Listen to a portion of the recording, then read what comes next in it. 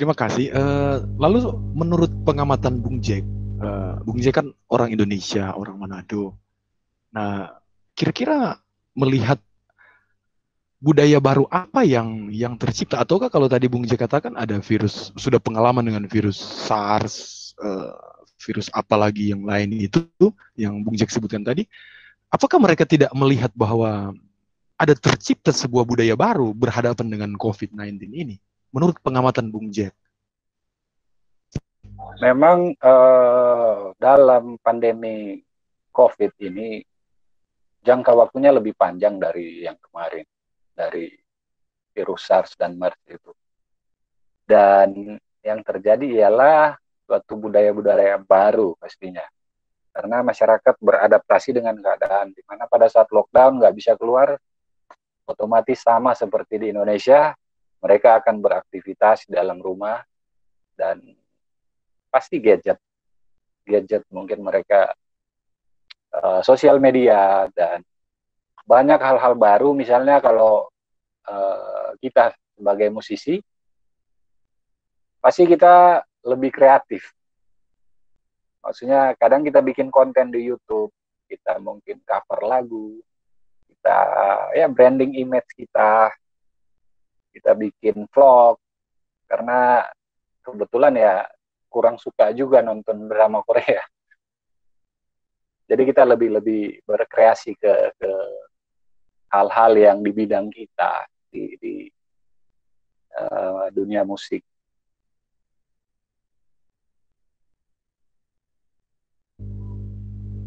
Baik, Bung Jack.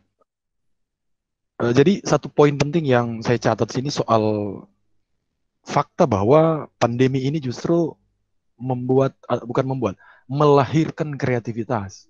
Kendati begitu, sebelum adanya pandemi juga kreativitas itu sudah sangat sangat nampak ya dalam realitas kita, sehingga mungkin tidak ada sesuatu yang baru kalau dalam arti kreativitas pada dirinya, kreativitas ansik.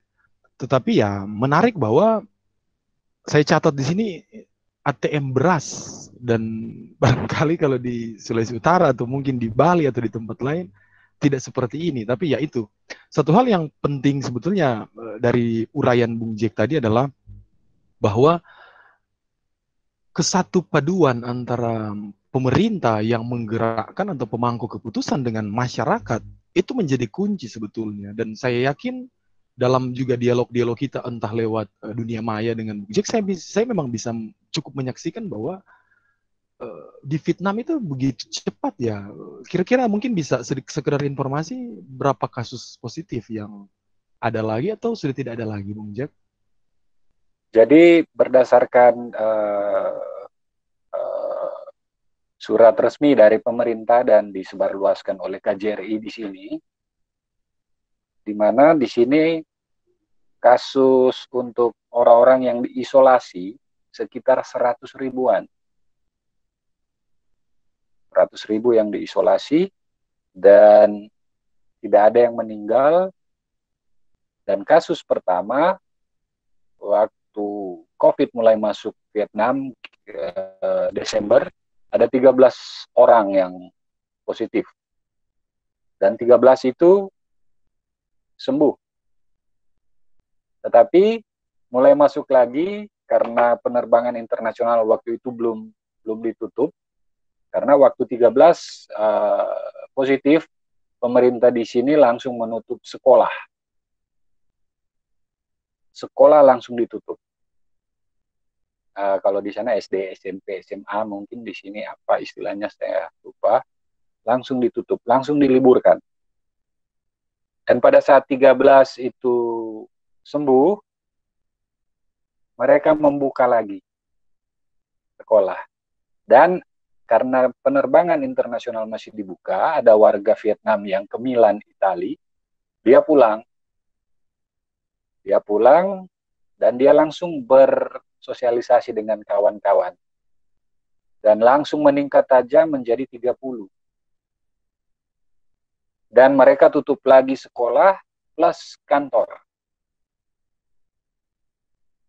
Dan para ODP ya, atau apa namanya, PDP mungkin di sana, mereka itu namanya diumumkan untuk memudahkan tracking.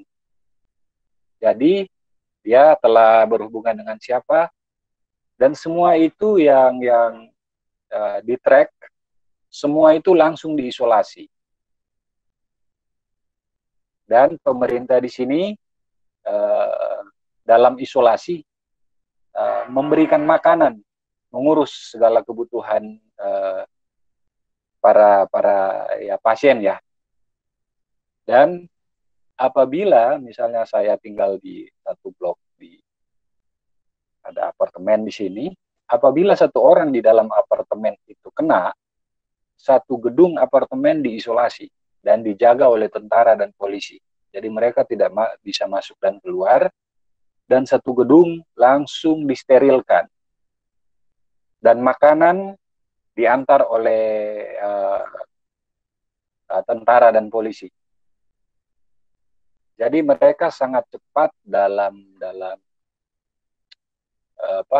reaksi untuk segera memblokir penyebaran virus itu. Jadi di sini seperti itu yang resmi dan telah diedarkan oleh KJRI juga, dan kami menerimanya. Oke, baik Bung Jack, terima kasih sekedar pengalaman tetapi juga sedikit cerita tentang budaya baru yang ada di Vietnam. Selanjutnya saya ingin sedikit cerita atau sharing pengalaman ataupun entah dalam bentuk materi, bagaimana Melda melihat sebagai kalangan milenial, melihat pandemi ini berdampak bagi kalangan milenial. Baik, terima kasih Kak Amro atas waktunya. Sebelumnya Om Swastiastu, Assalamualaikum. Terima kasih kepada Radio Montini 106 FM, serta jejakpublik.com, serta Kompak yang bersedia. Saya sangat terima kasih karena saya diberikan kepercayaan untuk menjadi narasumber di sini. Jadi, adapun dampak dari adanya COVID-19 ini dari sisi milenial itu menurut saya sendiri banyak sekali dampaknya, baik dari sektor pendidikan, tentunya saya sendiri yang mengalami, baik dari sektor ekonomi, dari sektor pariwisata, dari sektor interaksi yang sering kita lakukan, dan yang terakhir yaitu dari sektor pariwisata itu sendiri. Baik, saya lanjutkan kepada Kak Amro. Oke. Lalu bagaimana Melda melihat dampak yang paling nyata bagi Melda sebagai mewakili katakanlah kalangan milenial? Kalau misalnya dia dalam bentuk interaksi, seperti apa interaksi yang terbatas itu atau interaksi yang terjadi? Iya, seperti ini Kak Amro. Nah, sebelum pandemi COVID-19 itu, interaksi yang dilakukan itu tanpa batas, atau kita langsung bisa bertatap muka langsung, seperti adanya sebuah pendidikan, kita bisa langsung bertemu dengan teman-teman, berinteraksi bertatap muka langsung. Nah, dengan adanya pandemi ini, kita berinteraksi melalui teknologi saja, memanfaatkan media sosial yang ada, seperti sekarang, pembelajaran dialihkan semua ke dalam sistem daring, dan setelah diadanya pasca pandemi ini, semua bisa dialihkan baik itu melalui dari tatap muka langsung maupun melalui sosial media. Baik. Nah sekarang, bagaimana Melda melihat bahwa ini adalah budaya baru? Ataukah hanya sesuatu yang biasa-biasa saja, atau seperti apa? Budaya baru ini, jadi banyak muncul di budaya baru ini melalui dari munculnya dari sebuah teknologi seperti pemanfaatan yang belum terbiasa menggunakan pembelajaran daring, jadinya dimantapkan di sini dengan adanya pandemi ini. Nah, selanjutnya yaitu budaya-budaya lain, kalau menurut saya sendiri, itu banyak sekali seperti generasi milenial ini menjadikan dalam pandemi ini, dijadikan sebuah edukasi, dijadikan seperti hal yang harus kita jalani, dijadikan apa yang tidak bisa sekarang bisa dilakukan seperti itu. Oke, ya. Itu memang mewakili kalangan milenial yang betul-betul pengalaman itu pure, murni dari pengalaman dia sendiri. Ada beberapa poin yang saya catat, nanti pasti akan berkembang dalam diskusi dan pasti akan saya buka forum juga. Tapi kita ke narsum keempat dulu. Ini Bung Freddy Wowor, dia seorang sastrawan, sutradara teater yang dikemas dalam sebutan seniman, budayawan. Ya, selamat sore Bung Freddy. Bagaimana? Pasti Bung Freddy sudah mengikuti dari awal. Kira-kira melihat ada budaya baru, terutama di kalangan milenial, apalagi Bung Freddy menggodok beberapa grup teater yang notabene didominasi oleh kalangan milenial. Bagaimana Bung Freddy melihat? Monggo silakan Bung Fred. Ya, halo Tabea semua. Salam kenal. Berkaitan dengan pokok pembicaraan kita tentang budaya baru di era pasca pandemi ini, kalau bagi saya mungkin bisa dimulai dari bagaimana manusia itu hari ini memandang hidup itu. Jadi fakta bahwa COVID-19 ini belum ditemukan obatnya, walaupun bisa diantisipasi dengan beberapa tata cara tertentu, itu membuat kita sebagai manusia menyadari tentang makna hidup lagi. Artinya di periode-periode sebelumnya, sebelum ada semacam tabrakan yang tiba-tiba dengan kasus pandemi ini, bukan berarti orang tidak memandang hidup dengan lebih berarti, tapi pola hidup di zaman itu begitu cepat. Karena apapun yang kita ingin lakukan, seperti dibilang oleh salah satu narasumber tadi, bahwa tidak ada batas pada fase-fase itu. Tetapi ketika terjadi pandemi ini, langsung terjadi perubahan. Ternyata orang itu, katakanlah, takut mati dan ingin hidup. Itu sebuah fakta yang menurut saya menjadi sebuah pokok yang sebagai manusia ditegaskan lagi, diingatkan lagi tentang makna bahwa kita harus berani memaknai hidup dengan cara yang baru. Kemudian, dampak dari kesadaran kita akan hidup itu berdampak juga dalam cara kita berkomunikasi. Seperti misalnya protap yang dijalankan bahwa bagaimanapun manusia berkomunikasi dalam jarak tertentu dan sebisa mungkin menghindari tatap muka. Nah, ini secara prinsipil jelas merubah tata komunikasi manusia yang sebelumnya memang kan tatap muka bersentuhan itu kan manusiawi. Tetapi dalam konteks hari ini kita belajar untuk mendayagunakan potensi-potensi teknologi yang ada yang di fase-fase sebelumnya belum terlalu diperhatikan, lebih khusus misalnya kalau kita perhatikan di Sulawesi Utara. Sehingga kemudian sistem pelengkap kita, gadget, pengetahuan teknologi, proses kreatif, itu mengalami sebuah daya ucap baru. Jadi kalau dulu kan kita harus belajar dengan tatap muka.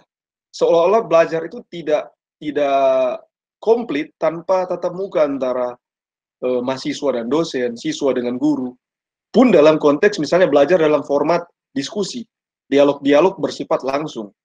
Tetapi dalam kenyataan hari ini, kita belajar kemudian untuk membangun komunikasi via, seperti sekarang misalnya, menggunakan Google Meet, kemudian menggunakan juga fasilitas-fasilitas yang lain. Nah, ini jelas bukan cuma sebenarnya dia memberanikan kita untuk mengeksplorasi medium-medium teknologis yang sedang ada hari ini untuk kita kemudian bisa pakai menjembatani upaya kita untuk terus hidup.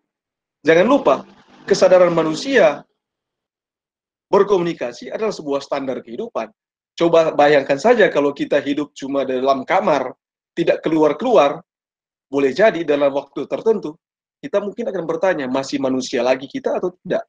Nah, dari sisi itu. Kemudian dari sisi lain misalnya, konteks perubahan sistem sebenarnya lebih terkait dengan bagaimana kita mengantisipasi wabah ini, yaitu dalam cara belajar.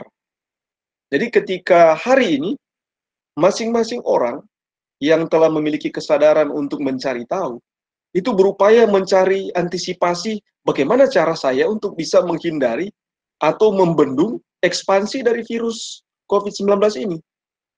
Dengan cara apa?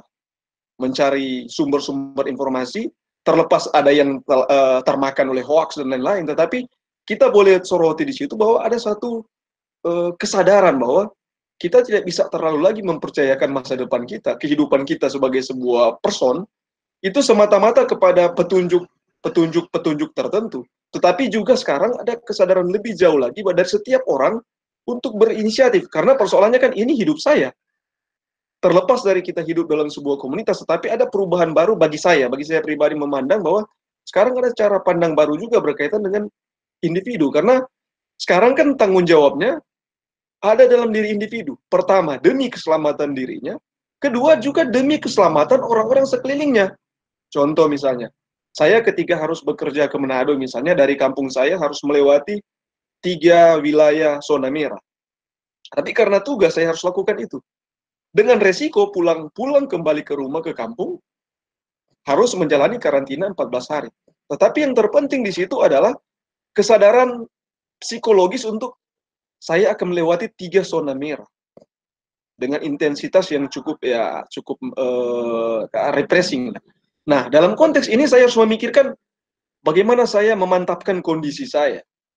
Ya, kalau sebelumnya misalnya, ya maklumlah kita kadangkala cara kehidupan seorang seniman kan kadangkala juga ya cenderung tidak teratur. Dalam konteks hari ini kita harus belajar untuk mendisiplinkan diri. Faktor pertama adalah mengatur kondisi. Demi, ya tadi, bagaimana keamanan kita untuk mengantisipasi. Nah, kesadaran akan antisipasi ini menjadi sebuah ciri khas baru lagi, karena menurut saya, manusia kan ya bawaannya sebenarnya dengan belajar dia mampu melakukan antisipasi ke masa depan. Tetapi dalam konteks hari ini dia mewujud juga dalam arti yang lebih mendasar, antisipasi bagi kelanjutan hidup adalah kesadaran akan wawasan-wawasan yang akan membuat dia selamat dalam kegiatan-kegiatan hari-harinya. Mengikuti protap yang telah disediakan oleh pemerintah, tetapi juga untuk mengawal dirinya.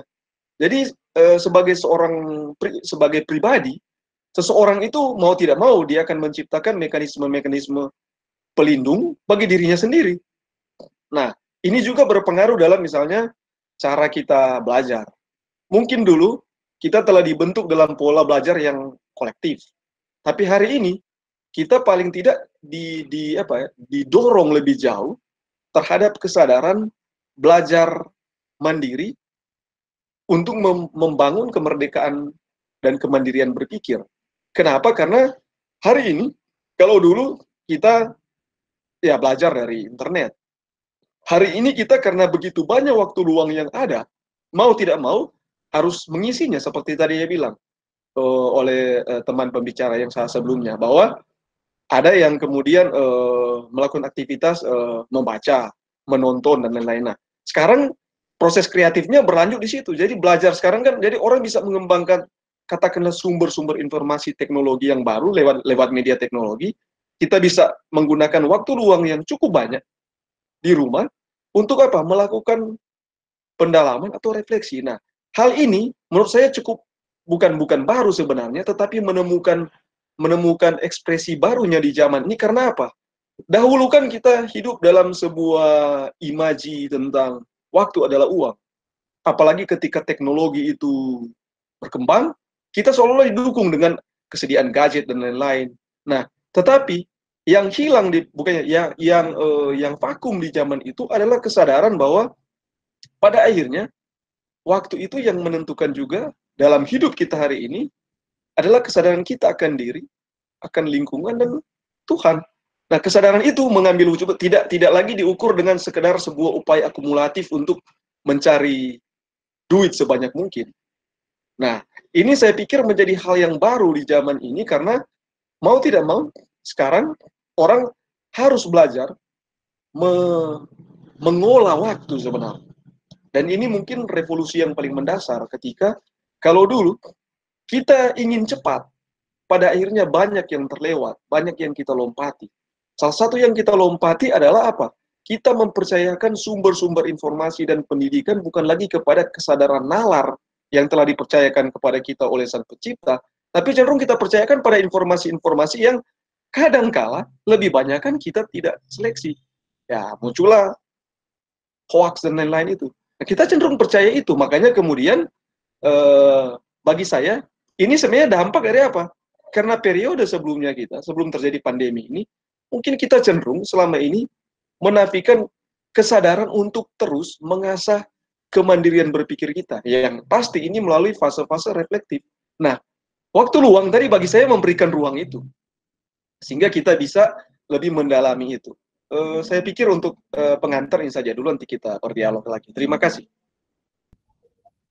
Ya, terima kasih untuk closing statement-nya. Saya ingin mengambil mengutip dari Ernest Hemingway yang menyatakan kalau memang dunia itu bisa menghancurkan kita semua. Pandemi ini bisa menghancurkan kita semua. Tapi beberapa yang seharusnya hancur itu seharusnya justru akan semakin kuat dengan keadaan ini. Jadi menurut saya pandemi ini sebenarnya bukan sebuah kita tidak boleh menganggap pandemi ini sebagai sebuah yang akan menghancurkan dunia atau menghancurkan budaya itu sendiri, tapi kita harus melihat bahwa ini menjadi suatu kesempatan untuk membuat kita jauh lebih kuat, dan dengan mengeksplorasi diri, dengan membangun personal branding, itu akan membuat kita bisa menghadapi ini semua. Jadi bagi kalangan milenial, ayo bangun budaya-budaya baru yang justru akan membentuk kekuatan diri dengan membangun budaya literasi seperti itu misalnya, dan memanfaatkan gadget dengan lebih maksimal. Itu aja sih. Baik, terima kasih Bu Vero. Saya ke Bung Jack dari Saigon, spesial pada sore hari ini.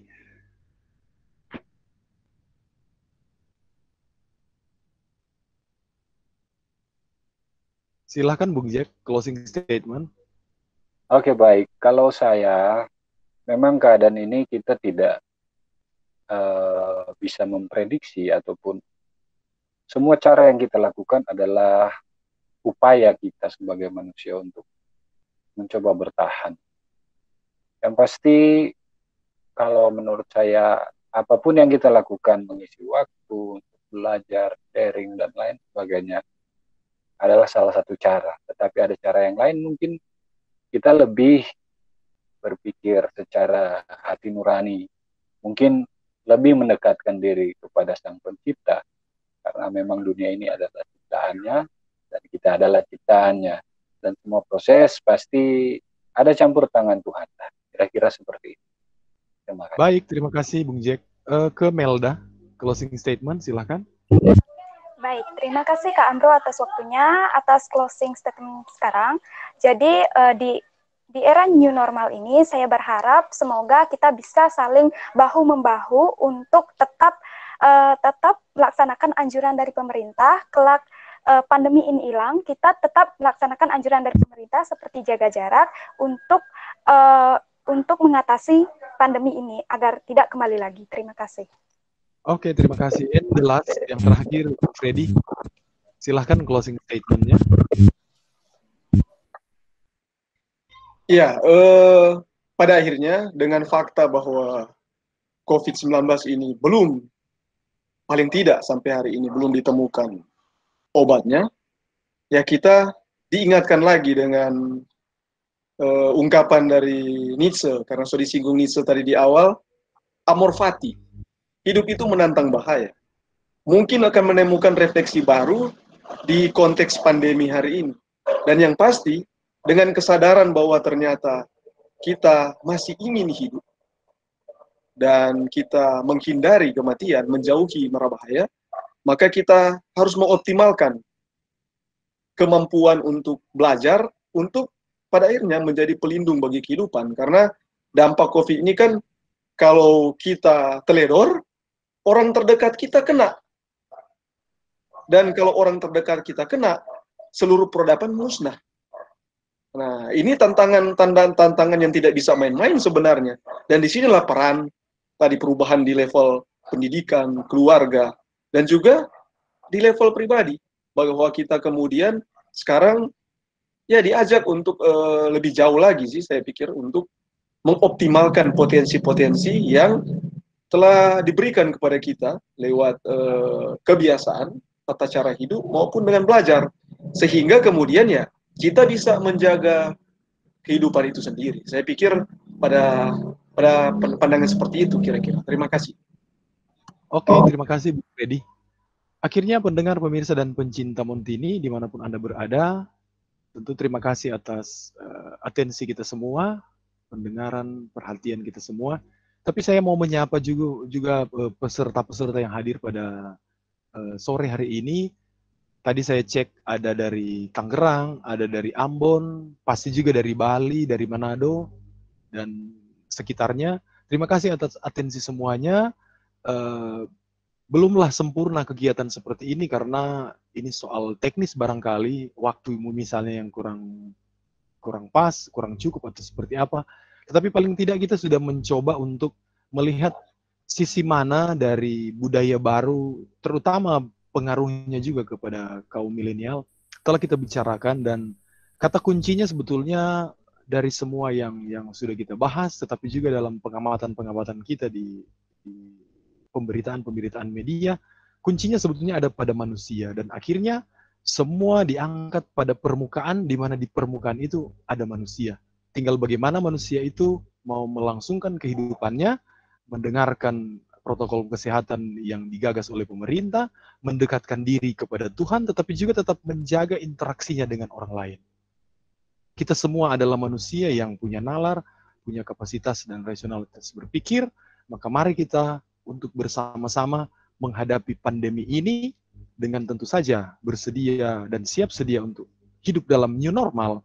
Pada saat yang sama, kita tetap menjaga jarak, social distancing, physical distancing, dan kita tetap work from home. Sekian dari kami, selamat sore, sampai jumpa. Saya kembalikan ke studio. Oke, forum di sini kita sudah tidak mengudara lagi. Tentu terima kasih nanti yang sudah termasuk dalam grup untuk sertifikat, nanti ada tim yang akan membagikan. Sekian dan terima kasih atas atensinya semuanya. Forum yang hadir ada juga mungkin karena suasana sinyal yang tidak stabil, ada yang masuk keluar, itu dimaklumi karena begitulah kendala-kendala teknis yang justru kita sering temui dalam webinar-webinar ini seperti ini. Dan sampai jumpa pada pertemuan minggu depan. Bung Freddy, terima kasih banyak. Tadi lupa tidak sempat mengucapkan terima kasih. Terima kasih juga dari Saigon ya. Kita spesial memang. Terima kasih semua. Di Saigon, baru dari Bali. Bye-bye Jack di sana. Bye-bye. Ada berkuat bertahan hidup. Ada di saya. Oke. Masing-masing sudah bisa pamit. Sampai jumpa pada kesempatan berikutnya. Selamat sore. Selamat sore. Sore-sore.